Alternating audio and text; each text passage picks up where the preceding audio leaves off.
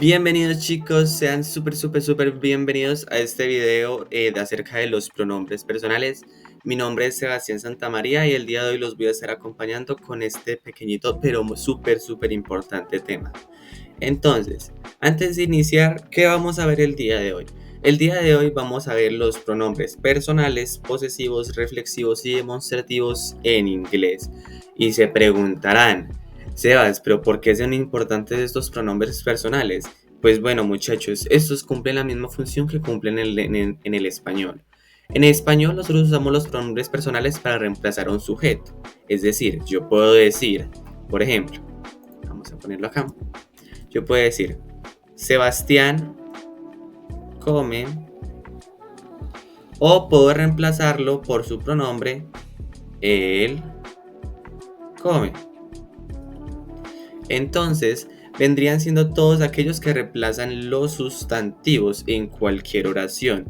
¿Por qué se usan o para qué se suelen usar mucho? Pues simplemente, por ejemplo, cuando usted está refiriéndose a la misma persona cuando está hablando, pues no va a decir, no va a decir, Sebastián come arroz, coma. Sebastián come sopa, no. Se simplemente dice, Sebastián come arroz, coma, sopa o así sucesivamente, o Sebastián come arroz, él come sopa, él hace aseo, etc. Entonces nos ayudan mucho para hacer un poquito más chiquitos todos nuestros textos o todo lo que vayamos a hablar.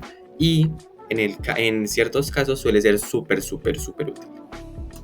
Entonces, vamos a empezar con los pronombres personales. Los pronombres personales son los más simples de comprender y se dividen en dos partes. Los pronombres sujeto, que son los que indican quién hace la acción, y los pronombres objeto.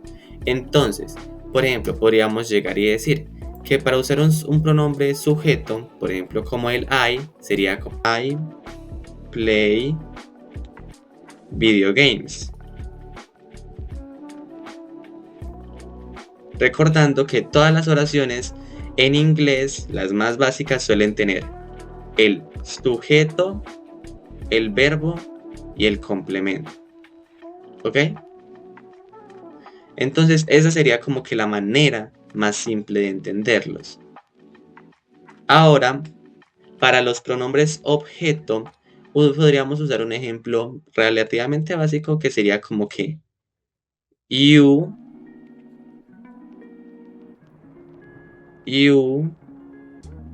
love me. Entonces, ¿qué es lo que pasa acá? Que aquí seguimos teniendo la misma, por así decirlo, base, sujeto, verbo, pero el complemento somos nosotros. Entonces nosotros seríamos, por así decirlo, el objeto de la acción, ¿cierto? Por ejemplo, en esa sería, tú me amas, ¿cierto? Tú me amas, el amor recae en mí. En cambio, cuando usamos los primeros, ¿cierto? Los pronombres personales, cuando somos el sujeto, es porque nosotros realizamos la acción. Entonces, resumámoslo así. Los primeros nos servirían para demostrar que nosotros somos los que hacemos la acción. En cambio, estos nos sirven para decir que a nosotros nos hacen la acción. Ahora, vamos con los pronombres posesivos. ¿Qué son los pronombres posesivos? Su mismo nombre lo indica. Indica posesión de algo o de alguien. Pero siguen existiendo dos tipos: los adjetivos posesivos y los pronombres posesivos. Pequeño recorderis para las personas que no se acuerden qué es un adjetivo. El adjetivo es aquel que describe al sustantivo, ¿cierto? El que le da una cualidad. En este caso, la cualidad de un objeto sería que es mío, ¿cierto? Yo, por ejemplo, podría decir que el lápiz es mi lápiz, ¿cierto? Pero cuando digo que el lápiz es mío, ahí cambia a ser un pronombre posesivo, porque estamos refiriéndonos a el lápiz como el objeto como tal, casi de la misma forma como funcionaron los anteriores. Uno describe el sujeto y el otro es el que le recae la acción. Vamos a ver un pequeño ejemplo de esto. Entonces, my cat sleeps que sería mi gato duerme, ¿cierto? Refiriéndose a que no es cualquier gato, es mi gato. Y cuando veamos los artículos definidos e indefinidos, vamos a dar cuenta que puede ser un gato, el gato o mi gato. Entonces a eso se refiere. Pero, por ejemplo, this cat is mine. Ahora estaríamos diciendo, por así decirlo, que seguiríamos refiriendo al gato que es mío, pero entonces en el de arriba estamos mencionando un complemento más y en cambio en este otro estamos mencionando que este gato es mío. Y de hecho tiene que ver mucho con lo siguiente que vamos a ver, que van a ser los pronombres demostrativos. En este caso, por ejemplo, this sería un pronombre demostrativo que ya vamos a ver un poquito más adelante en el video. Ahora, para los pronombres reflexivos no hay mucho lidio, simplemente es tener en cuenta que podemos hacer una unión en que reflexivos sería básicamente lo mismo que a nosotros mismos, ¿cierto? Reflexivos es que recaen a la misma persona.